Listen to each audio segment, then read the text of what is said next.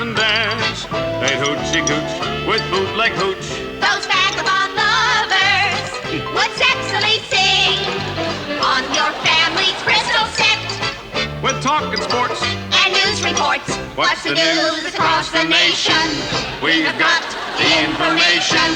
In a way, we hope it'll amuse. Bo-bo-be-do-use. Bo-bo-de-o, we just love to give you our views. Boop-boop-be-doop. Bo-do-de-o. To wackadoo. La-da-de-da. Lovers and chicks, laughing looks at the news. Presenting Dan and Dickie. Lovers and chicks, Laughing looks at the news. Razzmatazz. And now the Laugh-In News with David Brinkley carrying on with the news, Ironsides carrying on with the clues, Duke Ellington carrying on with the blues, Dean Martin carrying on with the booze, and Frank Sinatra just carrying on. And here's Dick Martin carrying on with the present news.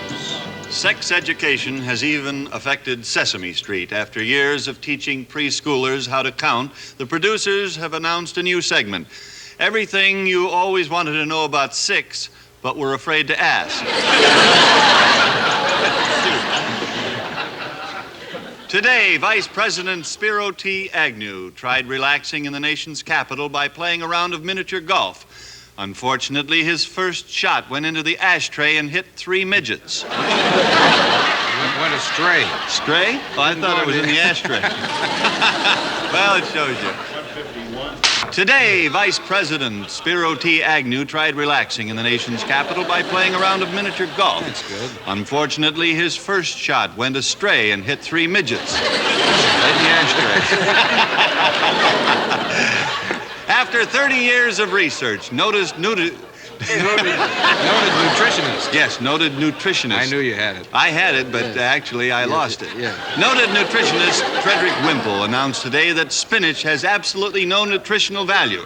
However, his mother made him eat it anyway. And now here's Dean with News of the Future. No, that's Dan. That's Dan. Noted nutritionist. Dateline, Washington, 50 years from now. Optimism ran high today at the Labor Department as an upswing in jobs was reported. An enthusiastic spokesman stated, it's infectious. This enthusiastic spokesman stated, things are picking up. We just hired 500 new people for the unemployment office.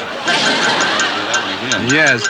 News of the future 20 years from now. Smog over New York's Kennedy Airport became so thick today that passengers on a 707 holding at 1,000 feet finally opened the doors and walked down. It was so thick over at Kennedy. Well, news of the future 20 years from now. It was What do you announced. mean I'm fired? Hey, it was announced today that the new TV series based on The Godfather was running 50% under budget. Isn't that good news? Yeah. Spokesman for the show stated, well, it's just good management, tighter scripts, and we do use real bullets. And now here's the nation's #1 sports buff.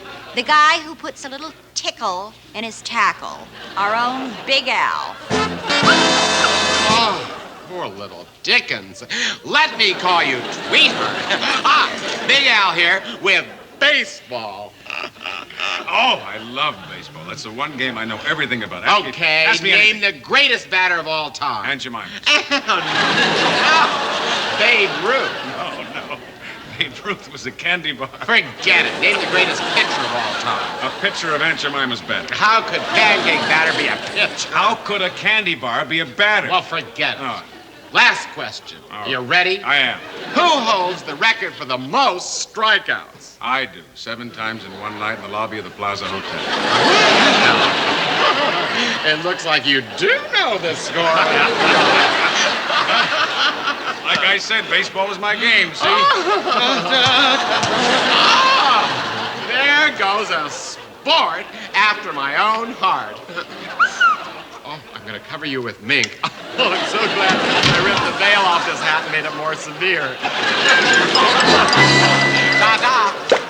Oh, I just love Alan Seuss. And now for Kid News for Kids. Here's Moosey Dryer in a treehouse somewhere in Burbank. Lucy here with Kids for Kids. Yesterday was Butchie Matthew's birthday. We had a surprise birthday party for him. Everybody was there. Fat Flaherty, Tommy O'Reilly, Lefty and his kid sister. Yeah, everybody was there to surprise Butchie. And it was a real surprise, because Buzzi didn't show up.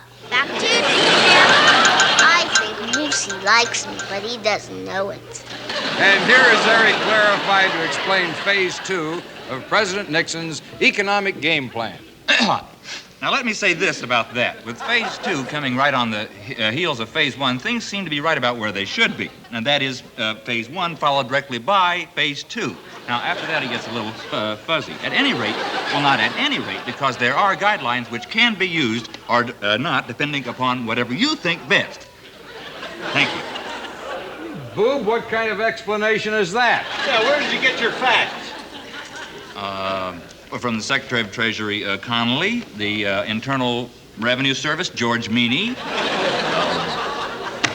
my mom. To get a proper explanation of phase 2, we go to Washington and Lily Tomlin, our expert on the economy.